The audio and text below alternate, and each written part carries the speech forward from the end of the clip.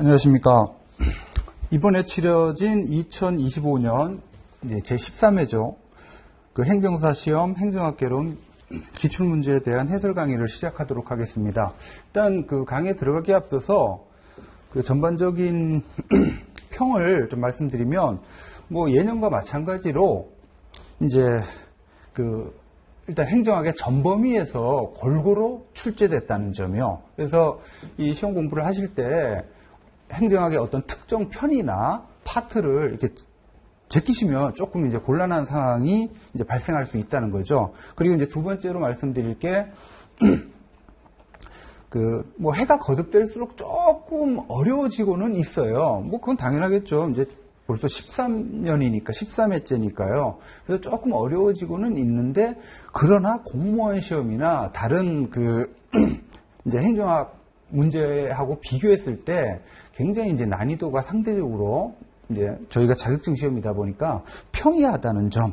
그래서 그 행정학을 기본 개념 중심으로 학습하신 분들은 충분히 80점 정도, 우리 행정사 시험에서는 80점이면 뭐 남죠. 그 80점 정도 충분히 이제 획득할 수 있는 그런 이제 문제 구성이었다고 보입니다. 물론 이제 모든 시험에 보면 이제 뭐 그 20문제 기준으로 한 2문제 정도, 25문 기준으로는 한 서너 문 정도가 좀 어려운 문제가 출제돼요. 그 난도 조절이라는 것 때문에. 그래서 이제 그 공무원 시험이나 다른 시험에서는 그 한두 문제의 차이가 당락을 결정하는 그런 측면이 있지만, 저희는 이제 자격증 시험이다 보니까 이제 그런 문제는 크게 신경을 안 쓰셔도 됩니다. 그래서 항상 공부하실 때 기본에 충실한 공부를 하시면 80점에서 90점은 충분히 이제 맞을 수 있다라는 점 말씀드리고 시작하겠습니다. 자, 51번. 문제 구성이 그렇죠. 행정학은 51번부터 시작이 돼요. 행정학의 접근 방법으로 옳은 거 이렇게 물어보고 있죠. 뭐 아주 기본적인 내용인데, 1번 틀렸어요. 일반 법칙, 보편적인 일반 법칙 추구하는 거는 과학주의를 표방하는 행태주의입니다. 행태주의. 신제도주의는 오히려 이제 국가별로, 특히 역사적 제도주의 같은 경우는 국가별로 이제 어떤 제도의 차이에 따른 정책의 차이, 이런 것들을 이제 연구하는 약간 이제 개별 사례적인 이런 연구 측면이 있죠. 그 다음에 두 번째, 얘도 틀렸죠. 체제론적 접근 방법은, 체제론은 항상 말씀드리는 거지만 방법론적 전체주의입니다. 쪼개서 시스템은 그 자체로 이해돼야 되지 쪼개서 설명할 수 없다라고 봐요. 그래서 틀렸고요. 전체보다 부분 중시하는 거는 오히려 이제 1번에서 말씀드린 행태주의 이쪽이죠. 방법론적 개체주의니까. 그리고 3번도 틀렸죠. 역사적 제도주의는 이제 역사적 제도주의 핵심 개념은 경로우전성이죠. 이제 여기 나와 있는 국가나 조직의 경계를 넘어서 제도가 서로 닮아간다. 이제 역사적 제도주의는 어떤 제도의 차이 때문에 국가별로 그러니까 제도의 역사성 때문에 제도의 어떤 국가별 차이, 이런 것들을 설명하거든요. 요 3번에 나와 있는 이 지문은 이제 사회학적 제도주의에서 말하는 동형화 개념이죠. 동형화. 그 다음에 4번 공공선택이론. 이건 맞는 내용이죠. 공공선택이론은 합리적 선택이론에서부터 출발합니다. 모든 사람은 합리적 경제인이다 라는 합리적 선택이론.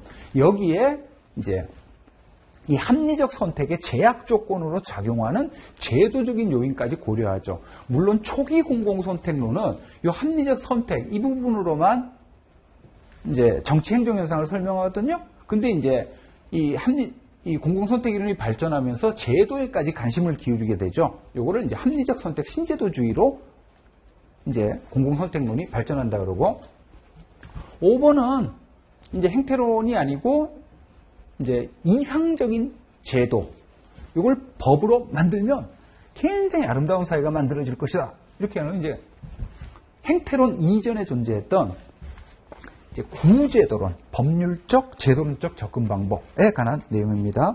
그래서 뭐 아주 기본적인 주제를 그냥 지문으로 구성을 해서 이제 다 만든 문제고요. 뭐 52번이요. 행정학의 학문적, 이것도 뭐 아주 쉬운 건데, 행정학의 학문적 성격, 과학이냐 기술이냐 큰 논쟁이죠. 그 다음에 이제 행정학은 전문 직업적 성격을 갖고 있고, 뭐 정치학, 뭐 경영학, 법학 이런 이제 종합 학문적 성격.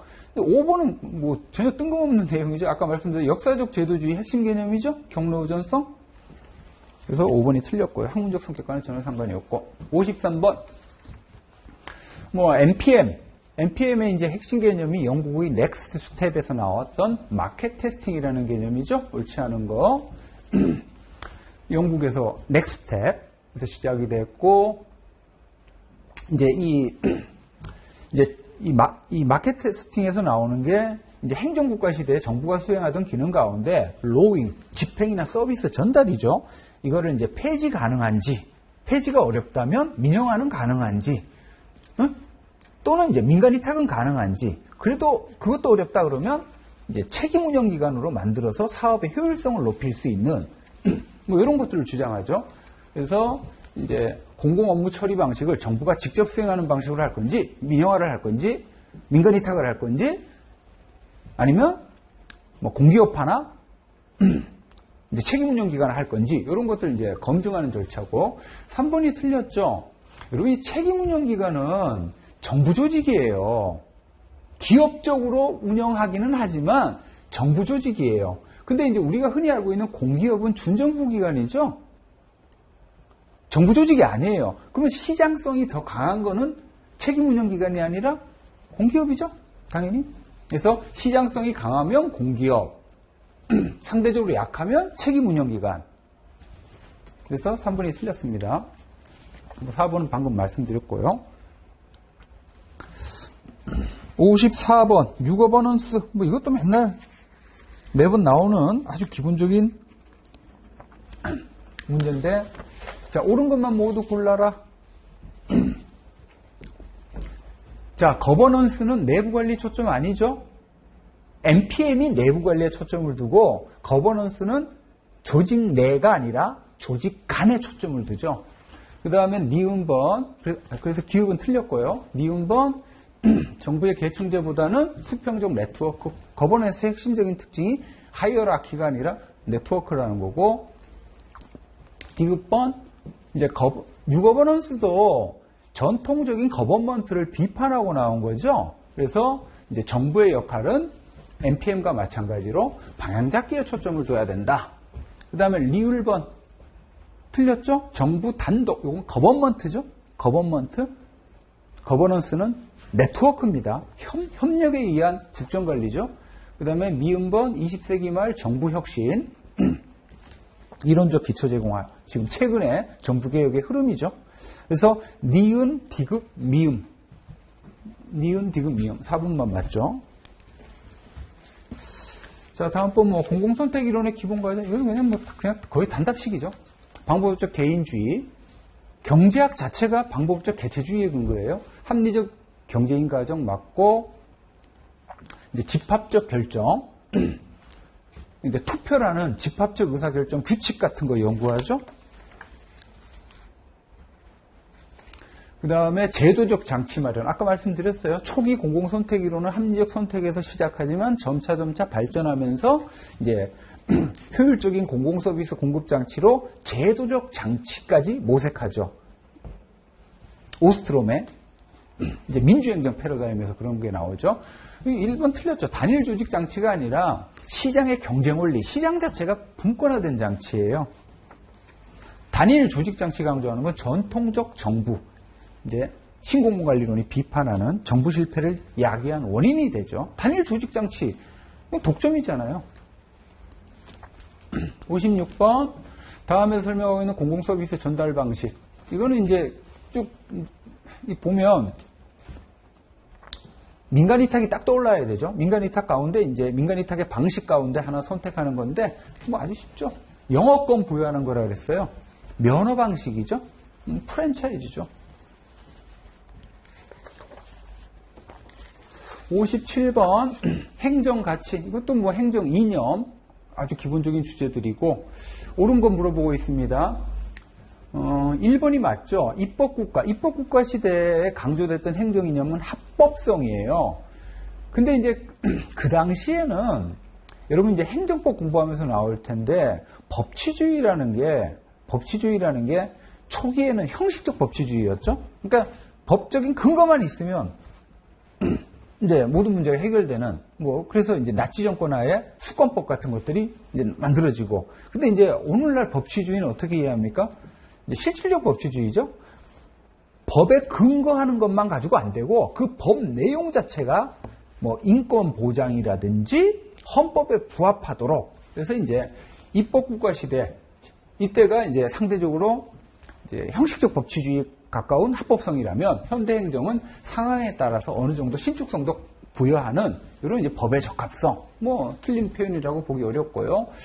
그다음에 효율성은 능률성이죠. 능률성은 투입분의 산출, 조직 내부 운영에서 투입분의 산출의 비를 이제 높이자는 거고, 효과성은 대환경적인 문제죠. 이제 정책이 원래 의도했던 효과를 사회에 만들어내느냐. 그래서 이건 반대로 됐죠. 결과적 측면이 오고 과정적 측면이 효율성이고. 민주성은 대내적 민주성이 있고 대외적 민주성이 있죠. 대외적 민주성이 데모크라시죠. 인민에 의한 지배, 참여. 그래서 대외적 민주성입니다. 그래서 한번 틀려요. 대내적 민주성은 조직 내에서 인간주의적 관리하는 거 있죠. 또 조직 구성원들의 참여. 근데 여기는 국민의 참여라고 되어 있잖아요. 이거는 이제 정부와 국민과의 대외적 관계에서의 이제 데모크라시인 겁니다. 4번, 약자에 대한 배려, 수직적 형평이죠. 그 다음에 같은 경우에는 같게 취급하는 거 수평적 형평이고, 공익의 가정설은 공익을 어떻게 봐요? 공익은 사익의 단순 합 또는 사익 간의 타협 조정의 결과물이다. 사익으로부터 도출된다고 보죠. 근데 공익과 사익은 명확히 구분되는 별개의 개념으로 보는 거는 실체설이고요. 58번, 우리 2022년도에 그 이해충돌 방지법이라는 게 만들어졌죠. 그래서 이제 이게 종종 시험 문제 나오는데, 이제 이해충돌이라는 게, 그러니까 이해충돌 해피거든요. 이해충돌 방지. 그러니까 이제 공무원이 직무를 수행하면서 직무 공정성하고 공무원 개인의 어떤 이해관계가 충돌되는 상황, 이걸 이제 피하라는 거예요. 그래서 이제 이게 근본적으로 보면 이제 2번에 나오는데, 누구도 자기 자신의 사건에 자기 재판, 이제 누구도 자기 자신의 사건에 대해서는 이제 판결할 수 없다. 이런 이제 원리에서부터 이제 비롯된다는 거고, 1번은 맞죠.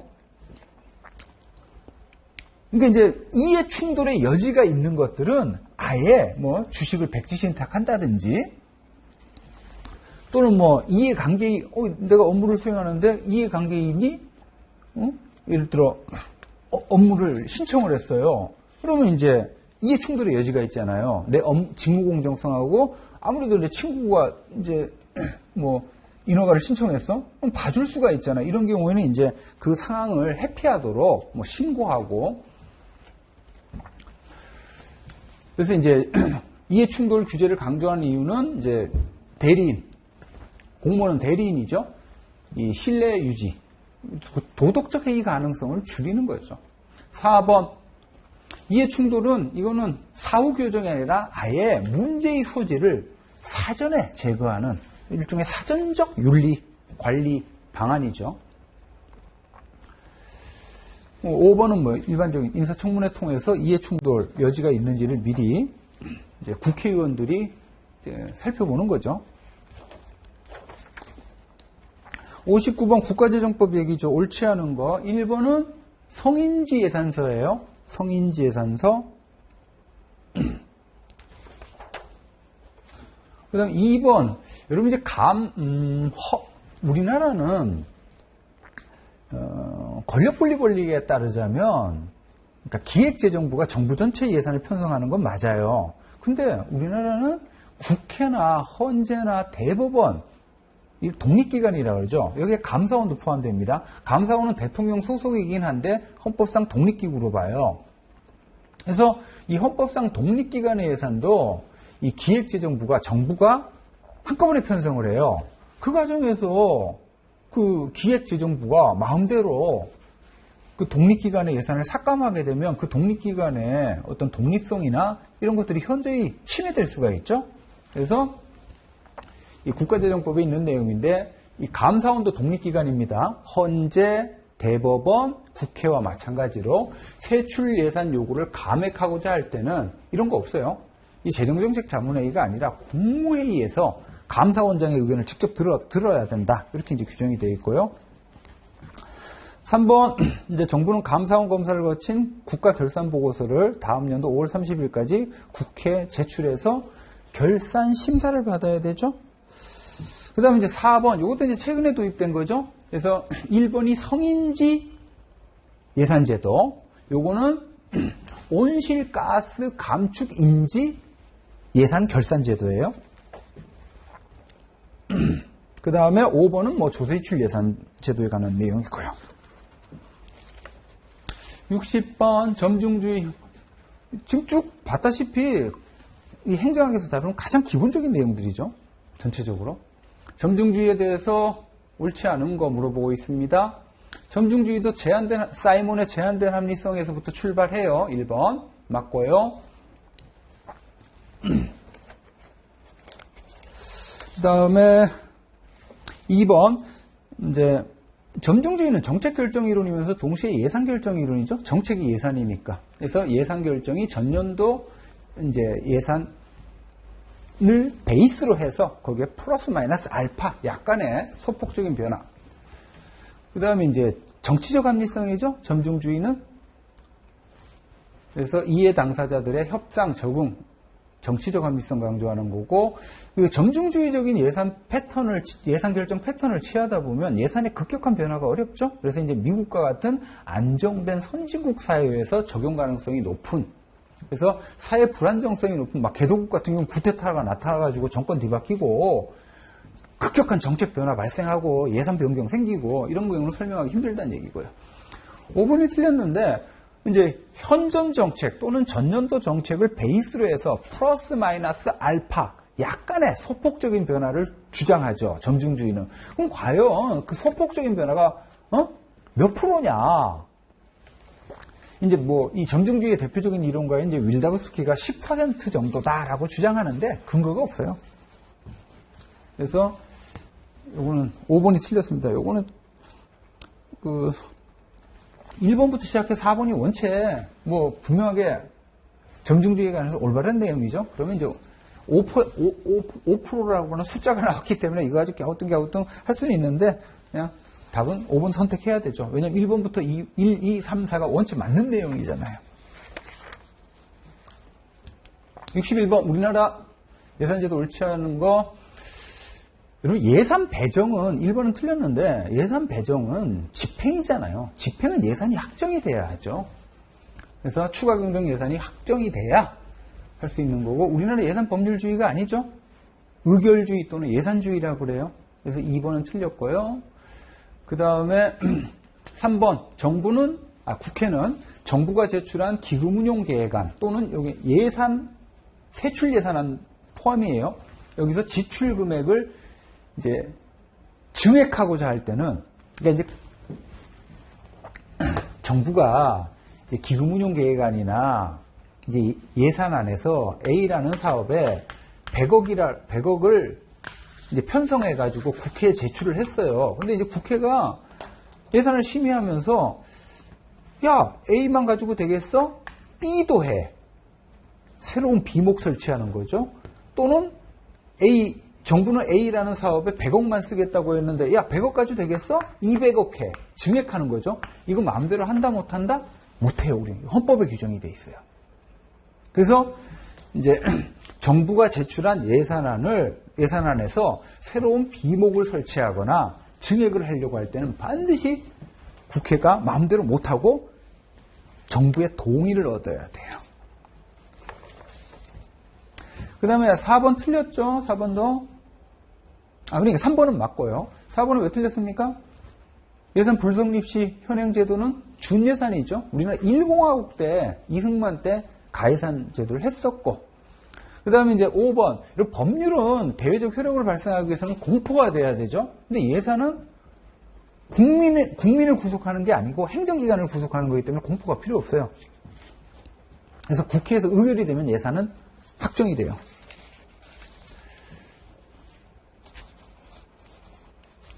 자, 62번. 국가공무원법상 공무원이 준수해야 될 행동규범이라고 되는데 이게 이제 국가공무원법 55조에서부터 66조까지 나열되어 있는 그 공무원의 의무사항이 있죠. 의무.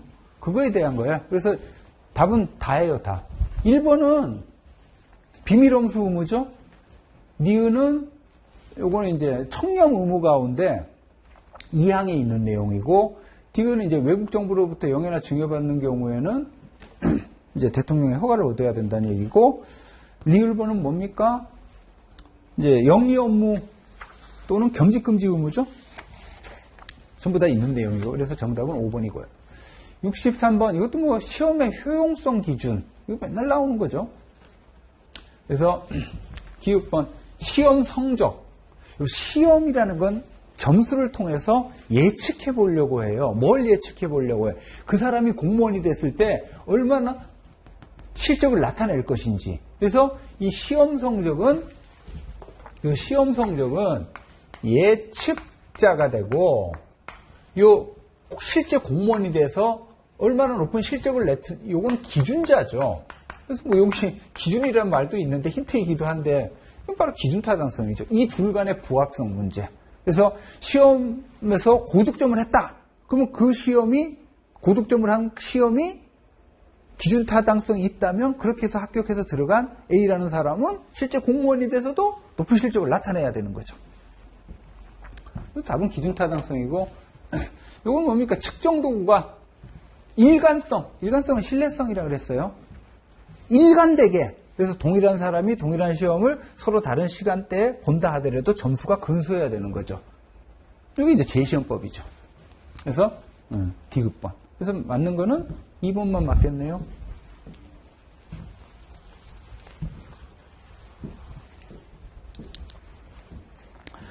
자, 64번. 뭐 직위분류제 아주 기본적인 내용인데 옳지 않은 거 물어보고 있습니다. 뭐 1번. 직위분류제는 직무의 성질 또는 종류 아니면 책임도 곤란도죠. 수준이라고 표현되어 있는데 수준이 책임도 곤란도를 말해요. 그 다음에 2번은 뭡니까? 동일 직무에 대한 이제 동일 보수 원칙, 직무급을 확립해서 보수책의 형평성을 가져오고, 직무 분석의 뜻이죠. 맞고. 4번은 직무 평가의 뜻이죠. 직무의 종류별로 나누는 게 직무 분석이고, 직무의 책임도 곤란도를 기준으로 이제 등급, 직급을 만드는 게 직무 평가고 개념정입니다. 5번 틀렸죠? 직위분류제는 동일 직렬 내에서만 인사이동이 가능해요. 그래서 인사배치가 신축적입니까? 비신축적입니까? 비신축적이죠. 자, 65번. 이거 조금 세부적인 내용인데, 이제 그 공무원 교육훈련 방법에서도 나오고, 저기 그 조직개혁에 보시면, 이제 이제 조직개혁의 접근 방법 가운데 행태론적 접근 방법이 있어요. 태도, 행동이나 태도를 개선하는 거죠. 거기에 이제 감성훈련이 나오거든요. 이 행태론적 접근 방법, OD, 조직발전이 나오는데, 그 OD, 조직발전의 대표적인 기법이 감수성훈련이에요. 그래서 이건 그냥 단답식인데, 답은 감수성. 그래서 제가 강의할 때 이 감수성훈련에서 말하는 감수성은 대인관계에 대한 감수성이라고 그랬어요. 일정한 이제 실험실 같은 상황 속에서, 이제 그래서 실험실 훈련이라고도 한다 그랬죠. 그래서 여기 나오는데, 이제 대인관계, 조직 내 이제 뭐 동료라든지 다른 사람들과의 대인관계에 대한 이제 감성을 높여서 인간관계 개선에 목적이 있는 것. 이거는 감성 훈련이죠. 나머지는 크게 관련이 없고요. 그래서 66번. 자, 그 조직 구조의 유형. 이것도 시험 문제 단골로 나오는 주제입니다. 이제 기능 구조, 사업 구조, 매트릭스 구조, 수평 구조, 네트워크 구조. 기능 구조가 대표적인 기계적 구조고, 수평 구조, 네트워크 구조로 갈수록 이제 유기적 구조라고 그랬죠. 그래서 이제 데프트라는 학자가 이제 이런 식으로 분류하는데, 옳은 거 물어보고 있습니다. 네트워크 구조. 네트워크 자체가 협력이라고 그랬습니다. 그래서 조직 간에서뿐만 아니라 조직 내에서도 네트워크가 형성이 될 수 있다라는 거고, 그래서 1번은 맞죠. 근데 2번 왜 틀려요? 수평 구조, 팀 구조. 유기적 구조죠. 유기적 구조는 안정된 환경, 급변하는 환경, 급변하는 환경에서 적합하고, 자, 매트릭스 구조는 이원적 권한 체제라고 그랬어요. 그래서 자원의 낭비를 초래하지 않습니다. 오히려 이제 조직 구성원 한 사람이 사업 구조에서 역할도 하고 기능 구조에서 역할도 하고, 이원적 권한 체제. 이렇게 함으로써 이제 부족한 자원을 기능 부서와 사업 부서가 공유해서 자원을 오히려 절약할 수 있죠. 자, 사업 구조의 가장 큰 문제점, 사업부별로 기능적 단위들을 배치하죠. 그래서 사업부별 기능적 단위의 중복의 문제, 규모의 불경제 문제가 발생하죠. 그래서 틀렸고요. 5번 기능 구조는 대표적인 기계적 구조라고 그랬습니다. 그래서 권한이 분산되어 있지 않아요? 집권화되어 있죠. 그리고 복공직, 공식성이 굉장히 규정규칙 절차의 정도가 높죠. 자, 67번 공직 봉사 동기. 공직 동기 이론이라고도 하는데, 이 이론이라는 것 이제 일반적인 이제 동기 이론이 민간기업에 이제 다니는 종사자들이 있죠. 이들을 대상으로 이제 연구를 했는데, 그러다 보니까 이제 일반적인 동기 이론의 가장 기초가 어떻게 보면 합리적 경제인 관점에서부터 출발하잖아요. 근데 이제 공무원들, 공공부문에 종사하는 사람들은 이 민간기업의 종사자들과는 다른 독특한 동기 요인들이 있더라는 거예요. 뭐 예를 들어가지고 다른 사람에 대해서 봉사를 하려고 하는 성향이 있다든지, 또는 사익보다는 이제 정부기관이 추구하는 공익을 우선하려고 하는 이런 동기들, 이런 것들을 이제 묶어가지고 이제 공직 동기 이론이라고 이제 최근에 새롭게 나온 이론입니다. 옳지 않은 거 물어보고 있는데, 이제 일종의 NPM에 대한 반발이거든요. NPM이라는 것 자체가 합리적 경제인 관점에서 출발해서 기업에서 발달된 경영기법을 대대적으로 공공부문에 도입하자라고 얘기를 하잖아요. 근데 공공부문 종사자 자체가 독특한 동기 요인을 갖고 있다는 거예요. 이건 이제 여기 내적도 아니죠. 문장에서 본다면.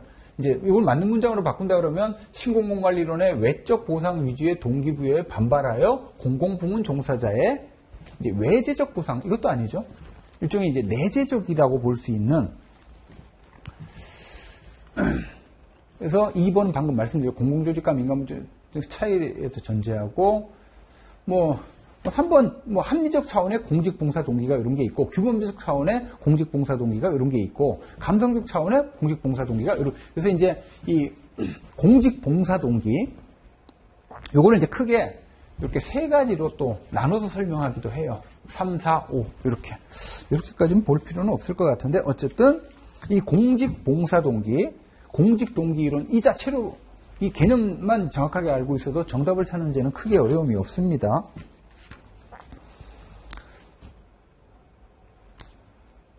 자, 68번 거래적 리더십, 변혁적 리더십, 번즈 바스. 이것도 매번 나오는, 거의 모든 시험에 항상 출제되는 내용입니다. 그래서 변혁적 리더십의 4가지 구성 요소 항상 기억해 두시라고 했어요. 카리스마, 지적 자극, 개인적 배려, 영감.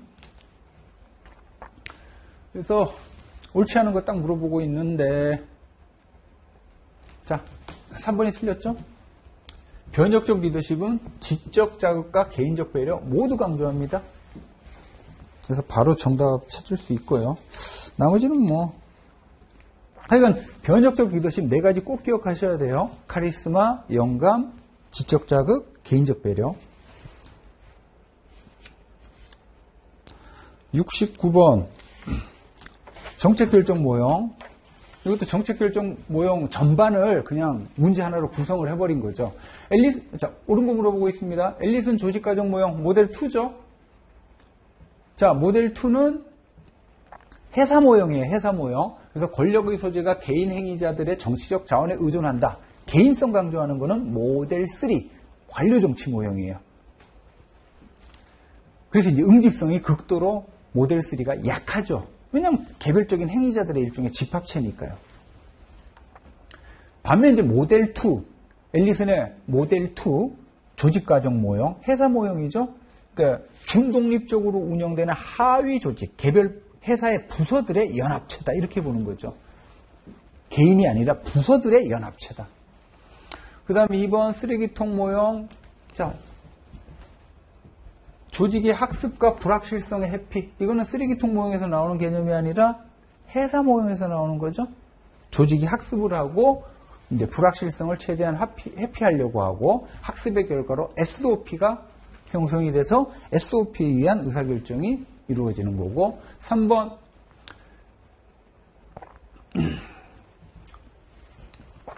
여러분 이 점증 모형은요. 점증 모형은 정치적 다원주의 사회를 배경으로 하거든요. 이게 이제 여기서부터 시작했는데 합리 모형은 정확한 의미의 합리 모형은 가치 문제를 다루지를 않아요. 그래서 이 특히 가치의 문제와 관련이 되는 게 목표 설정의 문제죠. 정책 문제 정의하고 목표 설정. 이거는 사람들마다 처해 있는 위치나 입장에 따라서 가치에 대한 판단이 달라요. 바람직한 목표에 대한 판단 기준 자체가 다르다고. 그래서 이 가치 갈등 때문에 명확한 목표 설정이 이루어지기 어렵다고 보면 합리 모형의 진행이 어려워져요. 그래서 합리 모형은 기본 전제가 목표는 가치 판단은 주어져 있다, 정해져 있다라는 가정에서 또 출발해요. 그러니까 합리 모형은 가치의 문제는 다루지를 않아요. 그런 다음에 주어진 목표를 달성하기 위한 객관적인 차원에서 사실적인 측면에서 최선의 수단이 뭐냐 이거를 탐색하는 게 합리 모형이에요. 근데 이제 점증 모형은 합리 모형을 비판하죠. 야, 그럼 말도 안 되는 소리를 하지 마라. 현실에서의 정책은 오히려 가치 갈등이 더 심하다. 이 부분을 왜 주어진 걸로 보냐. 정치적 다원주의에서 가치 갈등이 나타나는 걸 받아들여야지. 그래서 정책 대안의 선택, 이건 사실 판단의 문제죠. 가치 판단은 목표 설정의 문제죠. 이거를 분리하기 어려운 거로 본다. 분리된다고 보는 거는 이제 점증 모형이죠. 자, 그 다음에 5번은 이제 비정형적 결정을 위한 초합리성 강조하는 거는 뭡니까? 요거는 최종 모형이죠. 4번을 또 안 했네. 요건 최종 모형이죠. 초합리성 강조하는 거. 그 다음 만족 모형. 다수가 해당 정책에 합의했는지, 다수가 해당 정책에 합의했는지를 6글자로 하면 정치적 합리성. 요걸 기준으로 보는 게, 그래서 정리를 하면,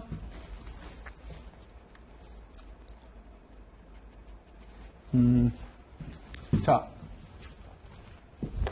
이거 1번은 왜 틀려요? 조직가정 모형이 아니라 관료정치 모형이 돼야 되고, 조직의 학습 불확실성의 피해는 쓰레기통 모형이 아니라 회사 모형이 돼야 되죠. 그 다음에 다수가 합의했는데 이건 만족 모형이 아니라 점증 모형이죠. 이건 왜 틀립니까? 혼합주사 모형이 아니라 최종 모형이 돼야 되는 거죠. 그래서 3번은 맞죠. 그러니까 점증 모형은 이제 정책 대안의 선택, 사실 판단의 문제, 그리고 가치 판단의 문제는 분리하기 어렵다고 보는 거죠. 합리 모형은 분리된다고 보는데.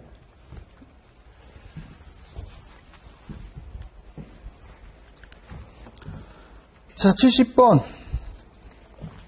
정책 과정의 참여자. 옳지 않은 거 물어보고 있습니다. 분야별 이익을 독점적으로 대표하는 제한된 자, 요거는 다원주의가 아니라 코퍼라티즘, 조합주의예요. 그래서 이제 예를 들어 노동 분야의 그러니까 노동자들의 이익, 자본가들의 이익, 노동자들의 이익은 민주노총을 통해서 독점적으로 대변하고 자본가들의 이익은 한국경영자총연합회를 통해서 독점적으로 대표해서 그들 간의 사회적 협약 이런 거 체결해서 이제 정책을 이끌어가자 이렇게 이제 얘기하는 게 코퍼라티즘, 조합주의라고 합니다. 이건 조금 깊은 내용이긴 한데 여튼 그래서 1번이 틀립니다.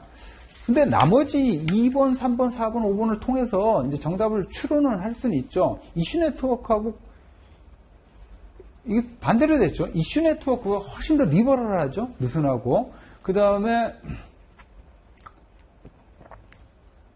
그러니까 옳지 않은 거. 미안합니다. 옳지 않은 거니까 1번 틀렸죠. 이슈 네트워크는 정책 공동체에 비해 느슨하죠. 그러니까 맞고.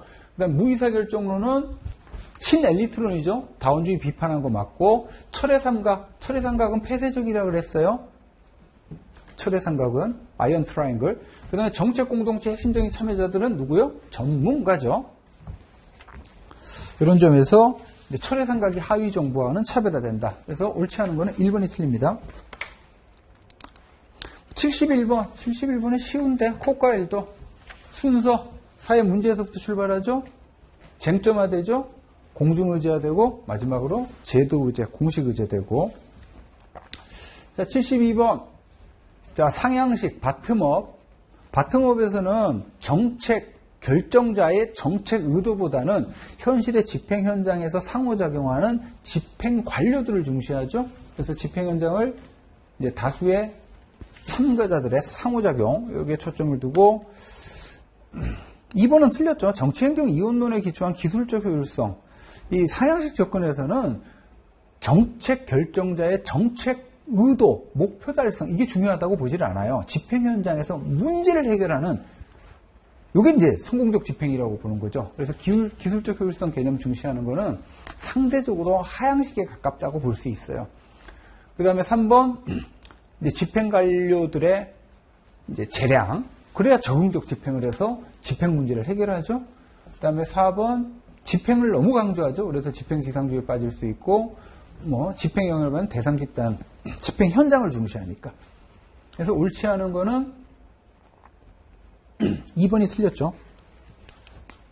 자, 73번은 단답식인데, 이거는 조금 너무 깊긴 한데, 우리나라 그 지방자치법의 지방의회 의원 징계, 우리 그 국가공무원법에 보면 공무원 징계는 경감, 정강, 해파죠.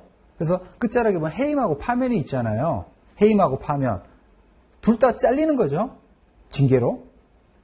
근데 이제 가장 큰 차이점은 연금법상의 불이익이 있냐 없냐. 이런 이제 차이점으로 해임하고 파면을 구분을 해요. 근데 국회의원은 정무직이잖아요. 국회의원도 똑같아요. 지방의 의원도 정무직이잖아요. 파면 이런 게 없어요. 제명만 있어요. 제명만. 해임은 더 없죠. 이런 거 없습니다. 이거는 뭐 상식적으로 푸시거나 요 문제는 그냥 놓칠 수도 있는 문제라고 보이고요. 자, 74번. 지방자치법상 국가지방자치단체 관계. 옳은 거 물어보고 있죠.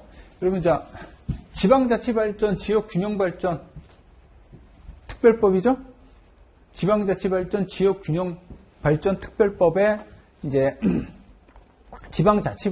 지방자치하고 이제 지역 간 균형 발전을 추진하는 기구, 지방시대위원회죠. 이게 아니고 지방시대위원회. 그다음 이제 지자체, 우리나라는 자치사무뿐만 아니라 단체 위임사무나 기관 위임사무를 지방자치단체에서 수행을 하는데, 이제 위임받아 처리하는 국가사무에 관해서는 국가가 감독을 하죠. 근데 1차적으로는 누가 합니까? 시군자치구에 대해서는 시도지사가 감독하고 2차적으로 그 사무를 위임한 주무부 장관이 감독을 하죠. 그래서 1차가 아니라 1차로는 주무부 장관이 아니라 시도지사라고 해야 돼요. 그 다음에 이제 행정협의조정위원회. 요거는 이제 5번과 관련되는 건데, 이제 중앙행정기관, 국토부 장관하고 지방자치단체장, 서울시장이 이제 서울시 개발과 관련해서 이제 의견을 달리할 때는 이 협의 조정하기 위해서 뭐를 설치합니까? 이게 아니라 이제 행정협의조정위원회 얘가 설치되죠. 이건 명칭 기억해 두세요. 그래서 위원장은 국무총리가 아니고 국무총리 소속으로 설치되는 건 맞거든요. 근데 위원장은 이제 위원 중에서 위촉해요. 이것도 조금 그렇긴 한데. 그 다음에 4번. 이제 행안부 장관이 서류장부 회계검사하죠. 자치사무에 관해서는 법령 위반일 때만 이제 감사할 수 있어요. 그래야 자치권 이제 보호에 도움이 되기 때문에 그래서 4번은 맞죠.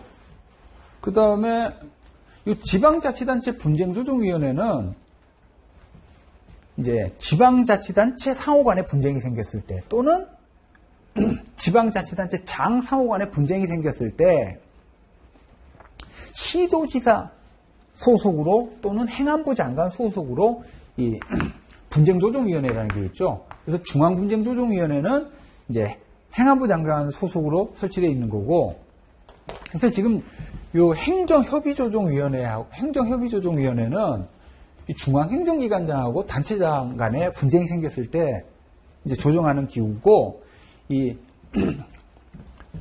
이제 지방자치단체 분쟁조정위원회, 여기는 중앙분쟁조정위원회가 지방분쟁조정위원회가 있는데, 여기서 이제 분쟁을 조정하는 거는 지방자치단체 상호간, 예를 들어 서울시하고 경기도, 또는 지방자치단체 장 상호간, 서울시장하고 경기도지사 간에 이런 이제 분쟁을 조정하는 거죠.